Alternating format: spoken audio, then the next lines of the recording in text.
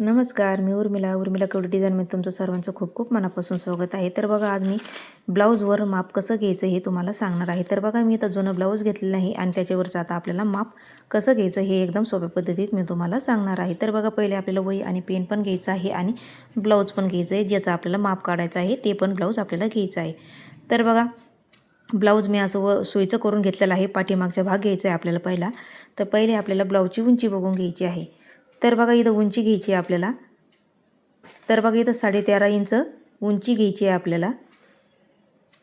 तर बघा, ही 13 इंच आहे, पण कस्टमर म्हटलं की अर्धा इंच वाढून घ्या। तर बघा, इथं आता 13.5 इंच उंची घ्यायची आहे आणि त्याच्यामध्ये आपल्याला 1 इंच मिळून घ्यायचं आहे, म्हणजे आपलीवाली झालेली आहे 14.5 उंची।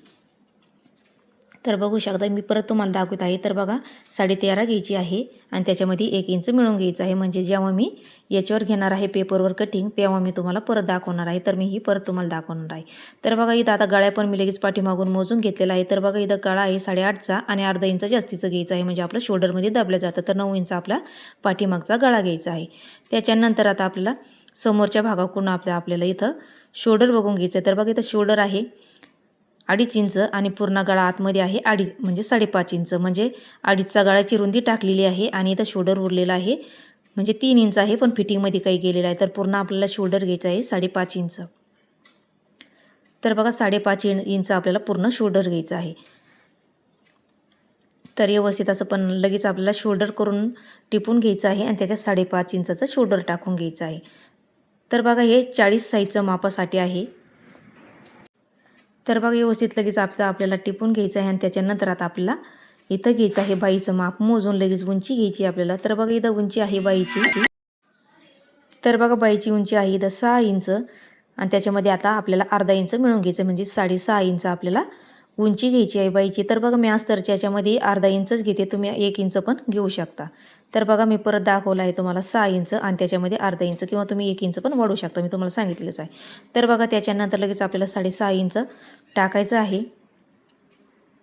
आणि नंतर आता आपल्याला ब्लाऊज उलटं करून घ्यायचं आहे। तर बघा, ब्लाऊज आपल्याला उलटं करून घ्यायचं आणि जिकडून आपल्याला हुक आहे तिथून आपल्याला घडी बघून घ्यायची आहे। तर बघा, गुंड्याचं ब्लाऊज असलं तर त्याचीवाली काजाकडून फिटिंग घ्यायची। तर बघा, इथून घ्यायचं आहे काजाचे तिथं धरून आणि इकडं आपल्याला जिथं टिप मारलेली आहे इकडच्या साईडची तिथून आपल्याला फिटिंग बघायची आहे। तर बघा, 10 इंचाची वरती फिटिंग आहे।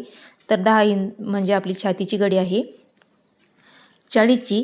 तर बघा, चौथा भाग करायचा आहे, म्हणजे 10 वरती फिटिंग आणि 1.5 इंच प्लस मिळून घ्यायचं आहे, म्हणजे आपली झालेली आहे 11.5ची घडी पूर्ण, म्हणजे 1.5 इंच आपल्याला मार्जिंगसाठी लागतं। तर बघा, व्यवस्थित असा 11.5च्या आता आपल्या घडी घ्यायची आहे।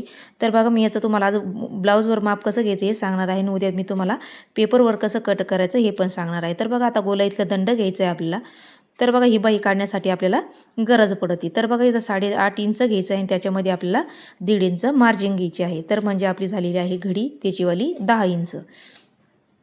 तर बघा, 8.5 मध्ये आपल्याला 1.5 इंच मिळायचं आणि 10 इंच घ्यायचं आहे, म्हणजे पूर्ण घडी आपली झालेली आहे 10ची। तर बघा, लगेच आपल्याला असं टिपून घ्यायचं आहे आणि त्याच्यानंतर आता आपल्याला इथं कटोरी मोजून घ्यायची आहे। तर बघा, जिकडून हुक आहे तिकडूनच आता आपल्याला कटोरी पण मोजायची आणि गोलाईतलं दंड पण मोजून घ्यायचा आहे। तर बघा, असं इथून टेप घ्यायचा आहे, गोलाईतलं दंड मोजून घ्यायचा आहे। तर म्हणजे आपला मोंडा आहे 5.5चा। तर लगेच आपल्याला असा मोंडा टाकून घ्यायचा आहे 5.5चा आणि जिथून हुकाची बाजू आहे तिकडून आता आपल्याला कटोरी मोजून घ्यायची आहे। तर बघा, कटोरी इथं आहे 5.5ची। तर ते नंतर आपण पेपरवर ही परत वाढून घेत असतो, तर त्याच्यामुळे इथं टाकतानाच आपल्याला 5.5 टाकायची आहे आणि त्याच्यानंतर आता इथं आपल्याला समोरच्या गळ्याची उंची बघून घ्यायची आहे। तर बघा, इथं 6.5 इंच समोरच्या गळ्याची उंची आहे। तर बघा, त्याच्यानंतर आता समोरचा गळा पण घेतलेला आहे आपण, 5.5 पण घेऊ शकता किंवा 6 इंच पण घेऊ शकता। तर बघा, व्यवस्थित असं झाल्याच्या नंतर आता आपल्याला इथं दंड घ्यायचा आहे बाईचा। तर बघा, बाईचा दंड आहे इथं आपलावाला 6 इंच आणि 6 इंचामध्ये आपल्याला 1.5 इंच प्लस मिळून घ्यायचा आहे मार्जिंगसाठी, म्हणजे 7.5 इंच आपल्याला बाईचा पूर्ण दंड घ्यायचा आहे। तर बघा, व्यवस्थित लगेच आता आपल्याला माप पण टाकून घेतलेले आहेत। तर बघा, इथं आता आपल्याला कंबर टाकून घ्यायचं आहे। तर आपल्याला पूर्ण ब्लाऊजचं आता कंबर मोजून घ्यायचं आहे। तर बघा, पूर्ण असं ब्लाऊज ओपन करून घ्यायचं आहे आणि पूर्ण आपल्याला कंबर असं मोजून घ्यायचं आहे। जेवढं कंबर असेल तेवढं पण आता आपण पेपरवरच टाकतो, म्हणजे आपली डबल घडी असते पेपरवरती कटिंग करताना। तर बघा, इथं 33.5 इंच आपलं असं कंबर आहे।